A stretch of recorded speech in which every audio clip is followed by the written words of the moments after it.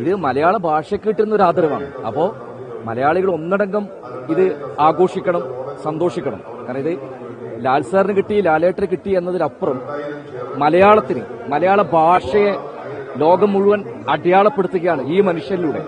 അത് നമുക്ക് എല്ലാവർക്കും, എനിക്ക് മാത്രമല്ല നിങ്ങൾക്കും എല്ലാവർക്കും അഭിമാനിക്കേണ്ട ഒരു ദിവസമാണ്. ഈ അവാർഡ് അടൂർ ഗോപാലകൃഷ്ണ സാറിന് ശേഷം ലാൽ സാറിലൂടെയാണ് കേരളത്തിലേക്ക് എത്തുന്നത്. സക്സസ് എന്ന് പറയുന്നത് ഒരിക്കലും ഷോർട്ട് കട്ടിലൂടെയല്ല. പിന്നെ മനുഷ്യന്റെ ജീവിതത്തിൽ ഉയർച്ചകളും താഴ്ചകളും ഉണ്ടാകും. എന്താ പറയാ, പുതിയ പുതിയ കാര്യങ്ങൾ പഠിച്ച് അദ്ദേഹം ചെയ്യാത്ത എന്താ ഉള്ളത്?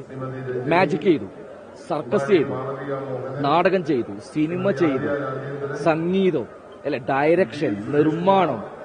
അപ്പൊ ഒരു മനുഷ്യന്റെ പാട്ട്, നൃത്തം, ഒരു ഏതൊക്കെ തരത്തിൽ സ്വപ്നങ്ങൾ കാണാമെന്നും ആ സ്വപ്നങ്ങളുടെ പിറകെ പോയി ആ സ്വപ്നങ്ങൾ എങ്ങനെ പ്രാവർത്തികമാക്കാൻ പറ്റുമെന്നും നമ്മളെ പഠിപ്പിച്ചിരുന്ന വലിയൊരു പാഠപുസ്തകമാണ് ലാലേട്ടൻ.